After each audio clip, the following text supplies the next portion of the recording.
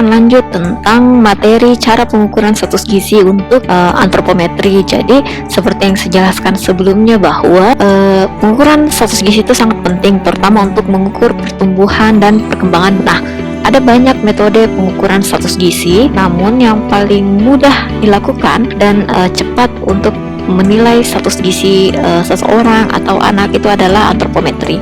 Itulah kenapa metode pengukuran status gizi dengan menggunakan antropometri itu hal yang paling sering dilakukan.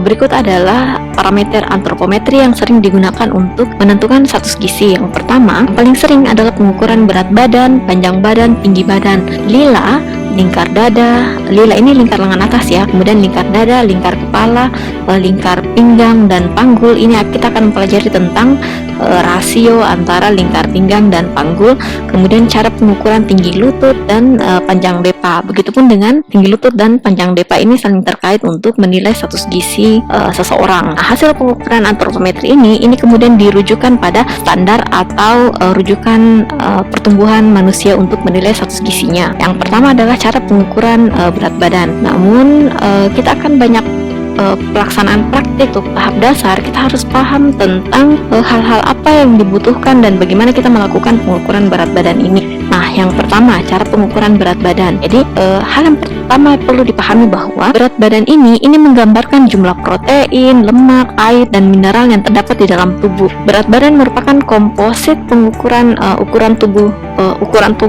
total tubuh manusia, dan beberapa alasan mengapa berat badan digunakan sebagai parameter antropometri. Alasan-alasan tersebut antara lain perubahan berat badan itu cukup mudah terlihat dalam waktu singkat dan menggambarkan status gizi saat ini, berbeda dengan tinggi badan yang butuh waktu lebih lama untuk melihat perubahannya. Jadi pengukuran berat badan ini mudah dilakukan dengan alat ukur untuk menimbang berat badan yang relatif mudah diperoleh. Untuk pengukuran berat badan ini memerlukan alat yang hasil ukurnya harus akurat. Banyak mungkin alat-alat pengukuran berat badan yang ada di sekitar kita, tapi untuk penilaian status gizi itu kita harus menggunakan alat ukur berat badan yang akurat, tepat, dan sering dilakukan kalibrasi. Jadi untuk mendapatkan ukuran berat badan yang akurat, terdapat beberapa persyaratan untuk alat ukur berat badan yang harus digunakan. Yang pertama, alat ukurnya harus mudah digunakan dan dibawa-bawa, kemudian mudah mendapatkan, harga alat relatif murah dan terjangkau.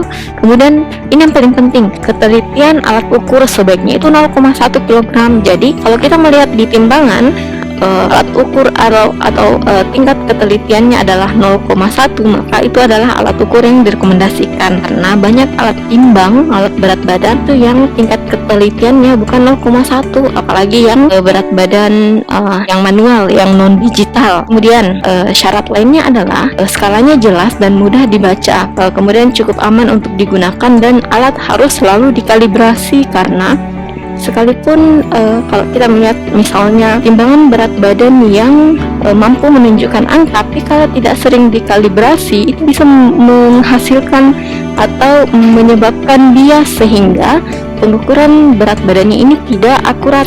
Nah, ini adalah alat ukur berat badan yang biasa digunakan. Jadi ini adalah alat ukur digital atau timbangan berat badan digital. Ini manual.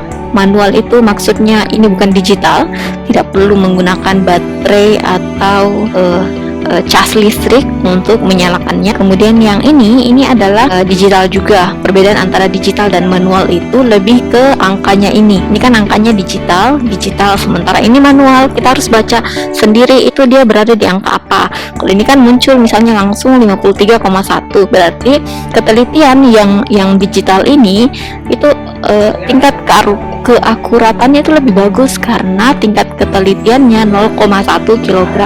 Sementara untuk yang manual ini itu kita harus hati-hati membaca, karena kita akan bingung kalau misalnya posisinya antara 110 atau sampai 115 ini kita tidak tahu itu berapa, itu 0,5 atau 0,4. Makanya lebih disarankan untuk menggunakan alat timbang yang keakuratannya itu cukup detail menunjukkan 0,1 kg. Nah, ini adalah contoh alat pengukuran berat badan yang difungsikan sekaligus untuk mengukur tinggi badan. Jadi, kalau kalian melihat di puskesmas atau di fasilitas kesehatan termasuk rumah sakit, itu kadang menggunakan alat timbang seperti ini. Nah, ini alat timbang berat badan sekaligus bisa menunjukkan tinggi badannya, pengukuran tinggi badannya yang di sini. Ini pun ada alatnya. Jadi, ini digital, sementara ini manual. Nah, sebaiknya selalu disarankan menggunakan digital karena keakuratannya itu lebih bagus dibanding manual, karena kalau manual kadang kita bingung membacanya. Tapi yang sering ada adalah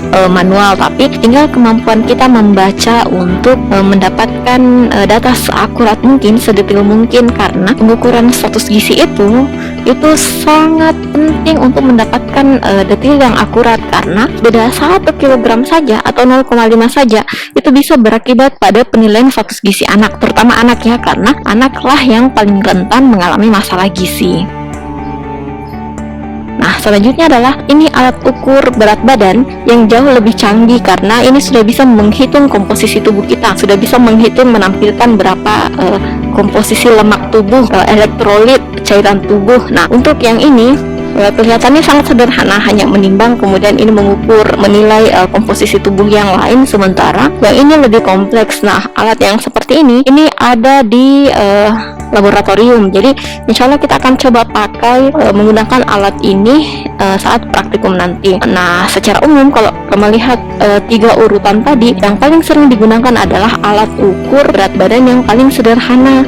Tapi untuk kebutuhan riset, praktikum atau di rumah sakit itu lebih banyak digunakan yang modelnya seperti ini, yang bisa langsung menilai komposisi tubuh manusia, tapi harganya sangat mahal. Itulah kenapa yang paling umum digunakan adalah alat timbang berat badan yang sederhana, yang manual atau yang digital tadi, yang hanya menunjukkan berat badan saja.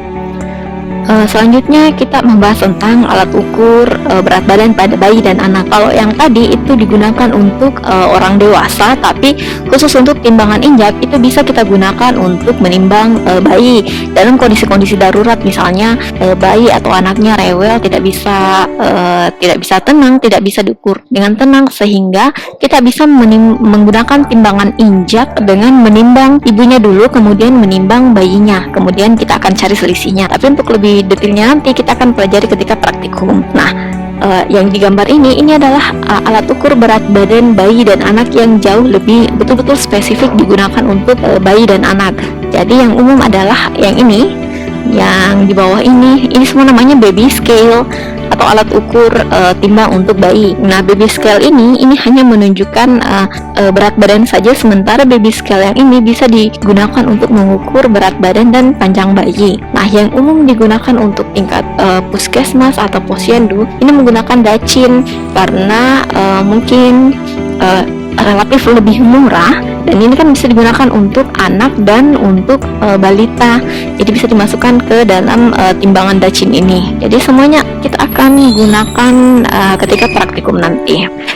Jadi saya ulangi lagi bahwa untuk tahap ini kita akan mempelajari tentang cara pengukuran panjang badan atau tinggi badan. Jadi kalian harus bisa membedakan kapan kita menggunakan istilah panjang badan, kapan kita bisa menggunakan tinggi badan, dan kapan pengukuran tinggi badan atau panjang badan itu dilakukan. Untuk tinggi badan atau panjang badan ini menggambarkan ukuran pertumbuhan massa tulang yang terjadi akibat dari asupan gizi. Oleh karena itu, tinggi badan digunakan sebagai parameter antropometri atau penilaian status gizi untuk menggambarkan pertumbuhan linear. Nah, pertambahan tinggi badan atau panjang badan ini terjadi dalam waktu yang lama, sehingga sering disebut akibat masalah gizi kronis. Kalau tadi kan pertambahan berat badan itu relatif cepat berubah, baik bertambah maupun menurun, sementara perubahan untuk tinggi badan itu terjadi dalam jangka waktu yang lama, sehingga disebut sebagai masalah gizi kronis kalau misalnya terjadi masalah pertumbuhan tinggi badan atau panjang badan pada balita, sehingga disebut sebagai masalah gizi kronis. Nah, Ini kemudian yang harus kita pahami. Tinggi badan ini digunakan untuk anak yang diukur dengan cara berdiri, makanya namanya tinggi badan. Sementara untuk panjang badan ini jika anaknya diukur dengan cara berbaring karena anaknya belum bisa berdiri. Jadi untuk anak yang berumur 0 sampai 2 tahun kita harus diukur dengan mengukur panjang badan. Sementara untuk anak yang berumur 2 tahun lebih ini sudah harus diukur dengan menggunakan tinggi badan sama seperti pengukuran tinggi badan untuk orang dewasa. Jadi alat ukur yang digunakan untuk mengukur tinggi badan atau panjang badan ini harus mempunyai ketelitian 0,1 cm. Kalau berat badan tadi itu harus ketelitiannya 0,1 kg. Kalau tinggi badan atau panjang badan ini ketelitiannya harus 0,1. Nanti kita lihat alat-alat. Nah, ini adalah alat ukur tinggi badan untuk anak yang sudah berdiri atau untuk orang dewasa. Yang ini tadi kan sama, ini mengukur berat badan sekaligus dengan tinggi badan. Kemudian ini adalah alat ukur yang disebut sebagai mikrotois atau statur meter. Nah, alat ukur mikrotois inilah yang paling sering digunakan karena sangat mudah digunakan dimanapun termasuk di lapangan. Jadi ketika kalian nanti turun PBL atau PKL, maka alat yang harus kalian bawa adalah mikrotois ini. Kemudian selanjutnya adalah alat ukur digital, tinggi badan digital seperti ini. Kalau kalian melihat alat ukur yang tinggi badan maupun berat badan yang modelnya seperti ini, kayak ada lapisan halus bagian bawah ini, itu sebenarnya alat ukur digital sekaligus untuk mengukur komposisi tubuh, karena alat ini akan memberikan sensor terhadap komposisi tubuh sehingga mengeluarkan angka-angka terkait dengan komposisi tubuh. Nah, ini adalah alat ukur panjang badan ya. Panjang badan kan berarti diukur dengan gaya bayinya itu berbaring atau anak untuk usia 0 sampai 2 tahun yang belum bisa berdiri. Nah, ini menggunakan alat ukur panjang badan. Ini bahannya keras sehingga mudah dibawa ke lapangan. Ini bahan plastik, bisa dibongkar pasang. Sementara yang ini adalah alat ukur panjang badan sekaligus berat badan yang alat ukurnya adalah digital.